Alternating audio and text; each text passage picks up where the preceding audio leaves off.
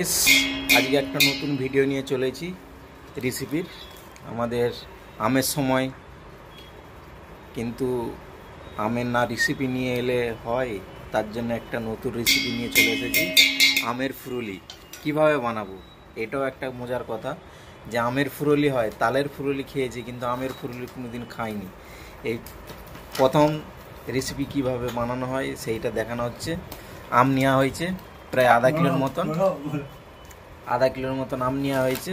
এই যে আম দেওয়া হয়েছে, কালো জিরে দেওয়া হয়েছে, এখানে সুজি এই যে ভিজতে দেওয়া হয়েছে। এই সুজি এটা পাও কিলো সুজি আছে, আর ওখানে ওই যে ময়দা নিয়ে আসা হয়েছে। এই আমগুলো চকুড়বে, ঠিক আছে? আমগুলো চকুড়ে ওগুলো সব ওই আমের আটিগুলো বের করে নিয়ে হবে। বের করে নিয়ে তারপরে পরের নেক্সট কিভাবে কি করতে হচ্ছে পুরোটাই দেখাবো আমি। দেখুন কিভাবে রেডি করা হচ্ছে। এতে নমক আর বেকিং সোডা হালকা করে পরিমাণ মতো দিতে হবে। তোমার যতটা পড়বে সেই হিসাবে দিতে হবে, ঠিক আছে? তো আমরা দিয়ে রেডি করছি, পুরো রেডি হচ্ছে। কিছুক্ষণ এই যে এটা করে তারপরে রেডি করে রেখে দিয়ে আধা ঘন্টার মতন ওইটাকে রেখে দেবে। রেখে দেওয়ার পর যখন এবারে কড়াতে তেল গরম করতে দেওয়া হচ্ছে, তেল গরম হলে তারপরে একটা একটা করে দিয়ে কত সুন্দর হয় আপনাদেরকে দেখাবো। নেক্সট আমাদের আধা ঘন্টা হয়ে গেছে। আধা ঘন্টা পরে আমরা এই যে কড়াই, দেখো কড়াই চালু হয়ে গেছে, আর এখানে মাল পুরো রেডি হয়ে গেছে আমাদের কাই। এবার এতে দেবো সর্ষের তেল। সর্ষের তেল দিয়ে দিচ্ছি পরিমাণ মতো, যতটা আমাদের লাগবে সেই হিসাবে আমরা সর্ষের তেল দিয়ে দিচ্ছি। এই তেলেতে আমরা এবার করব ফুরুলি, একদম আমের ফুরুলি, ঠিক আছে? বানানো হবে। দেখো এবার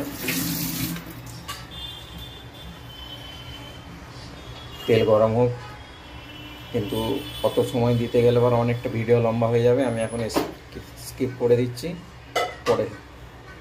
তেল আমাদের হয়ে গেছে, দেখো তেল হয়ে গেছে। দেখি প্রথম দিয়ে দেখি কীরকম হচ্ছে। বিসমিল্লাহ।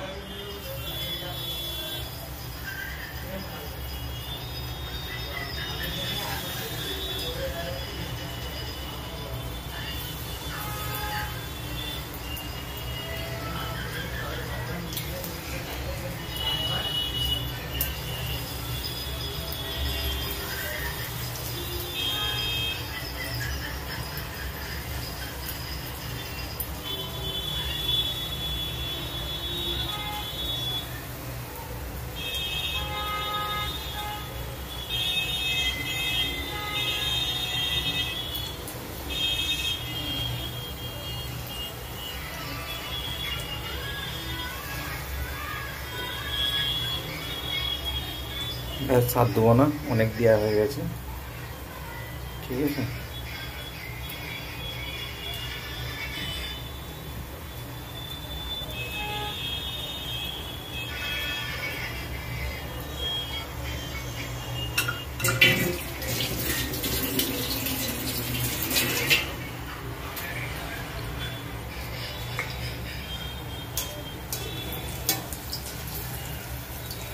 কত সুন্দর ফুলেছে।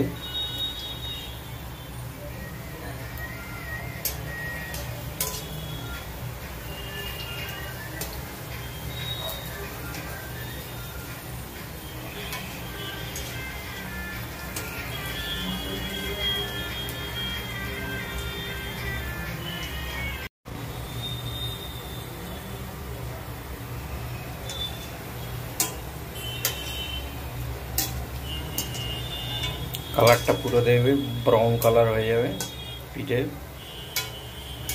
কেন একদম হলদে থাকলে পারা করলে পারা কাঁচা রয়ে যাবে, এরকম ব্রাউন কালার হয়ে যাবে।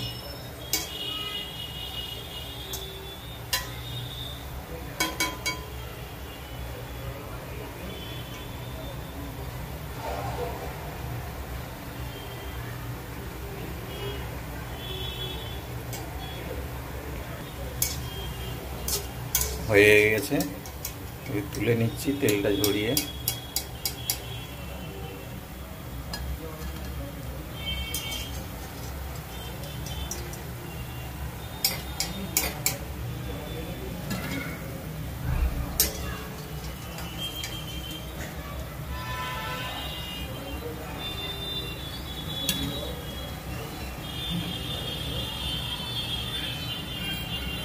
কি সুন্দর হয়েছে।